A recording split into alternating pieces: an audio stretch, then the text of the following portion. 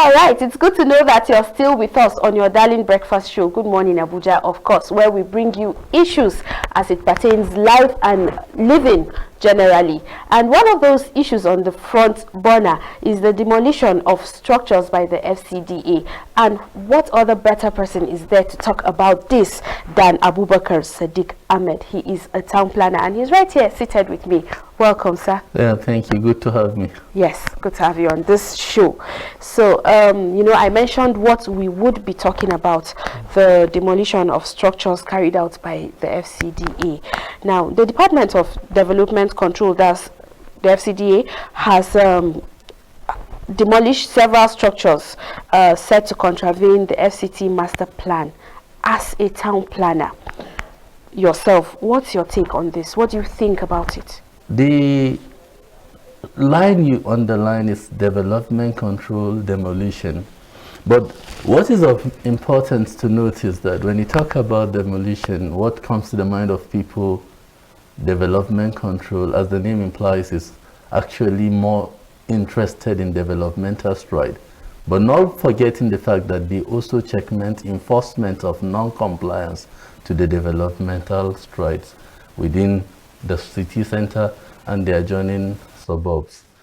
When instead of this, a layman would think he's always having to face with a demolition. But if there are buildings that are not in cognizance or in line with the standards or lay down laws of the urban and regional planning law, and the developmental control being one of the units that is enshrined with development planning, building planning, that's building plans approval, also enforcement of non-compliance to it. The resultant is demolition. Of worries, I think demolitions within the city center, some are deliberate, people just being not having a proper ownership of the title documents and going to site. And some people have this myopic mind or standard of, let me build, I will benefit what I want to benefit before the demolition comes in. But whenever the heat is there, that is when people come to start talking like the life of people has been touched, properties have been wasted. Not also forgetting the fact that as you're taking from the part of the development control doing their enshrined responsibility as it is enshrined by the 1992 urban and regional planning laws to control all the buildings and anything that is developmental related to lands. Also, there are things that are of overlap from them, because you wonder why you have a building emerging from foundation to even complete building. Even some structures like the parts that was very prominent was the Baduma, which is a Guzape parts, including one popular mall that you'll never think that he was lacking any function until he was hit. Guzape mall that is along the line, and you see it is quite pronounced, and all of a sudden you see after some time, then you ask yourself, what are the consigned officers doing when this building happened, and why was it so silent until it was hit? Aside that, what actually springs me as a native, I've always said that there is something that is more to planning that I have always said. The lack of proper administrative coherence between departmental, it's also responsible for some parts of issues. Officially, they have been embargoed to stop building at the local area council for over 6 to 7 years, which is not a good signal from an administrative line of action. Why would you stop where you know definitely the standard of living is measured through what you build, and accommodation is something else? The day you're going to do, for planners, we know that food for the sake of growth is cancerous. Okay. So from all you've said now, you've made us understand that there are rules, there are guidelines for any developer who wants to build or erect anything in the FCT. How comes these developers always fail to follow the guidelines that is already set? For all that I've said, I think it's more important taking priority of ownership first. Okay. Because the thing that is non-compromisable in the issue of development control is first the land use degree, assigning the ownership of, or the outright ownership and giving powers to the lineable of lands to the minister or governor of the state. Okay. Is the pario, is the soul of the first.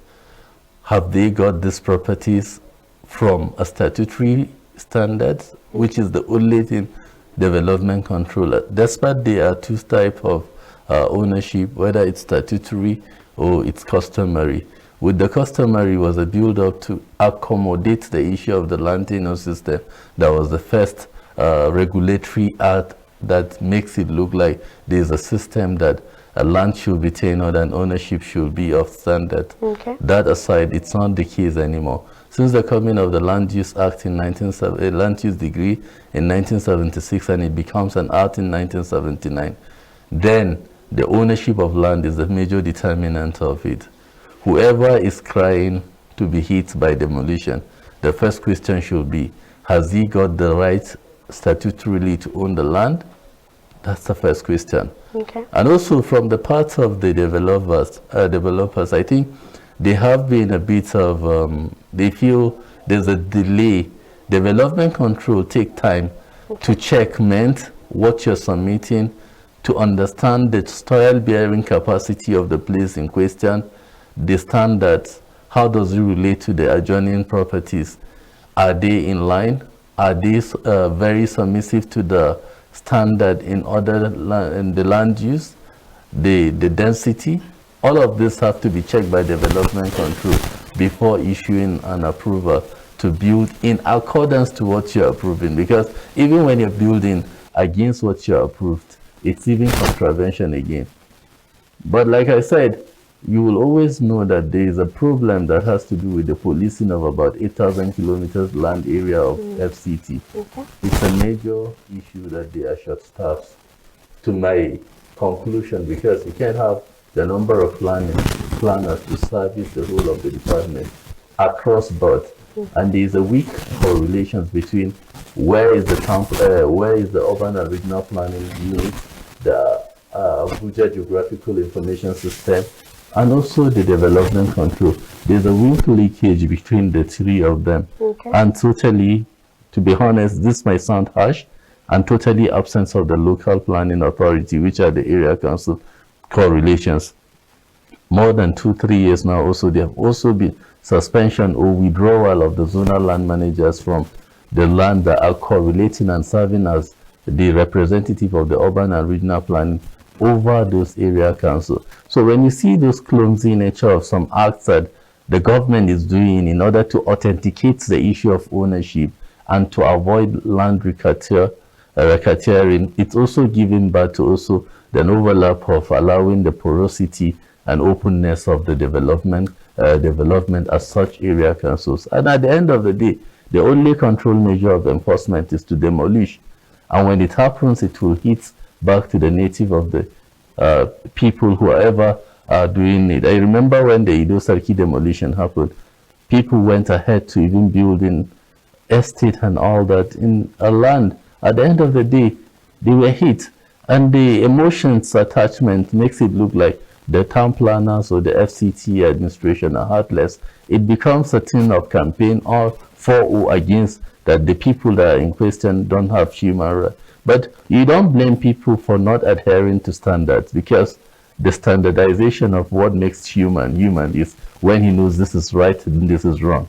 And by that time you spelt this out and people are not ready. And I think, again, there's very, very weak sensitization on ownership of land by FCT administration and also the development control, warning people and letting them know the repercussions of having a land that is not it, or a land that you have no paper. You can't go and have an agreement written by a traditional ruler or a district head and you carry it and said, this is your... Because I know that's what most people who live in the area councils have. Yeah, but you can't do that, because prior to even everybody calling back the process, before they allow the customary act to be still managed and monitored by the chairman of the area council, they were signing allocations at the time. Okay. But when everybody came, no, let them come and have a central server. And that was why they have an introduction of Abuja geographical system have representatives from all of the area council in order they key in so as to sensitize people, make also a better proper documentations of people paper and making sure that there are not double allocations and there are not overlap of view. And also it's important to know that the Department of Urban and Regional Planning must define where it's urban and where it's regional. Okay. Even if it means having a more directorate. Aside the urban, they have a director or regional, because the area council has to fall within the regional. If this are spelled out as functions as it's supposed to be in the urban and regional planning law, there won't be an overlap of function and nobody's jurisdiction will be taken for granted, because now you can have a land that is Buari and somebody have a land that is Aegis in Kubwa, and the one in Buari cannot fight over the one in Aegis even if he's a first timer. Okay. Yeah, all of these things were created because there are no synergies on interdepartmental synergy between the three departments in questions that have to do with the land and ownership. I think that synergy is really needed. It's needed because seriously. You begin a structure, like you made mention, you begin a structure and then till probably you move in or you start using it for whatever purpose, and then demolition hits hard. Obviously, even though I knew you to own a stealing property doesn't make it your own, because one day definitely the owner will come for it. And that is what development control are doing. No matter the hardship, no matter the inhuman nature of it, it has to be functional. It has to be owned based, not just trying to have a racketeering paper or just have a sheet of paper like somebody said. I used to remember the tax force, you said you can't have a piece of akara paper and think that you have a land ownership in Abuja. What matters much is that the departments actually have to so get aligned. Understand that the human part of it is also a little bit more convincing to the general public. What they feel is the emotional attached to people house removal. But people are not even checking there. They will ask where were they, where the building was going on. The issue of more staffing should also come in, and not just staffing and proper training of the staff, because planning also have evolved more than just the normal contemporary planning. There are a lot of planning, and I think we are the advantageous side.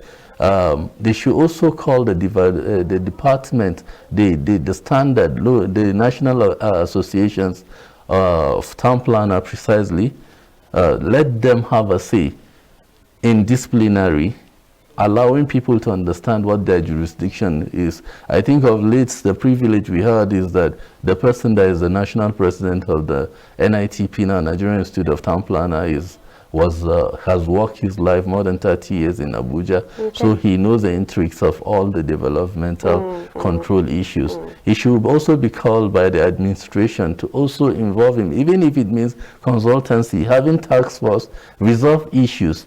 And as much as a matter of urgency and fact, they should call off that embargo. It makes no sense, because you can't allow people in the area council, you can't tell them not to build, and you know that you're not realistically being real in handling situation, because they will definitely build. Need places to live. All right. Now, for us in the city of Abuja, we all know that Abuja is a beautiful city, and some places, I'm using that code now, some places are neat, and some others are not very neat, you know. So now, talking about sanitation, some people are of the opinion that the enforcement of the city sanitation personnel from the ministerial task force, or team rather, is harsh. In what do you think? What's your take? What do you think should be done? Being privileged to be in one of the nuisance clearance committee in 2010 under the Alero-led administration in FCT, I happened to realize that FCT, if it has a weak structure of any implementations of enforcement department, it will lead to what you're saying. Because even when Modibo came after Alero, he created a monitoring and inspection unit that was to oversee, checkmate, and report issues as it is. But of late, I think the department has now turned to contract monitoring, and it's more of project consigned than what it was created for. Okay. Enforcement are actually things that shouldn't be mild, because as the name implies, it's enforcement. The focus is just a bit drilled, because to be honest, I feel like they are more interested in task force of catching hawkers than even the cleaning of cities, which becomes the more popular thing. I think that the director should also be conscientized on the issue that there are more of overfilled waste being on overgrown, what's it called, vegetations, and also bleeding manholes. And also ignorantly, the most important thing, the security personnel are inactive in all of the manhole cover, if not 70% in FCT. I remember the year minister was having a program on the infrastructural decay of FCT, and he was saying above 20 to 25 billion infrastructures have been bungled. And the most unfortunate thing, you see them being sold at markets like Dede and Zuba openly, and you wonder, why would you sell the government infrastructure and yet you're selling it within the core, and people are buying? These are the most open thing that, again, they should check, you know, to checkmate, because you see, this FCT is as vulnerable as every municipality of the world. Okay. If you have not been to some, you will think that, why is FCT like this? All right, thank you for your thoughts. I was actually carried away because you were making so much points, but you know, when on television, there's always time. In as much as we're enjoying this conversation, it's time for us to wrap it up. Thank you for your thoughts on Good Morning Abuja. Thank you very much. All right. We have been conversing with Abubakar Sadiq Ahmed, a town planner, and wow, he has a lot. He has said a lot. All hands need to be on deck to ensure that FCT is that beautiful city that we would all want to live in. Now,